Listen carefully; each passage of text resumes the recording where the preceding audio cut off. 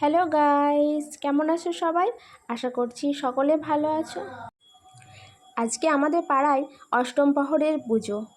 কালকে তো অধিবাস হয়ে গেছে, আর আজকে সেই সকাল থেকেই কীর্তন গান হচ্ছে, সারা দিন হবে।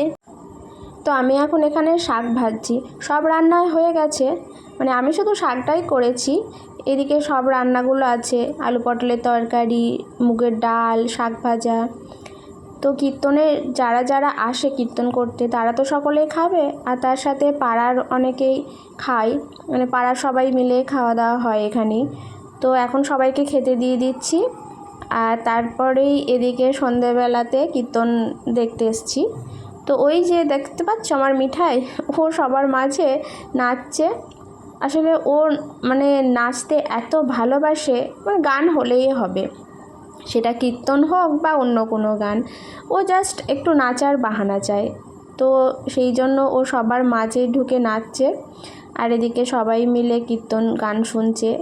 আর যারা গান করতে এসছে তারাও নেচে নেচে এত সুন্দর গান করছে, শুনতে খুব ভালো লাগে। তো এইদিকে সবাই বসে আছে, দর্শকরা পাড়ার সকলে মিলে এখানে গান শুনছে।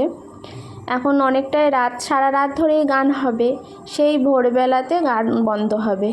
অষ্টম প্রহর তো 8 প্রহর গান হবে। তো 8 প্রহর অ্যাকচুয়ালি কত ঘন্টায় প্রহর আমি ঠিক জানি না, তবে অষ্টম প্রহর বলে। তো এখানে তাই সবাই এখন গান শুনছে। কিছুক্ষণ পরে যারা এখন গান করছে তারা নেমে যাবে, আবার অন্য কীর্তনের দল আসবে, তো তারপরে ওনারাও গান করবে। এরকমভাবে অনেক কীর্তনের দল আসে, তো তারা সবাই কীর্তন গান করে, ভগবান শ্রীকৃষ্ণের গান, হরে কৃষ্ণ, এইসব গানই করে। তো শুনতে খুব ভালো লাগে। ভিডিওটা তাহলে এখানেই শেষ করছি।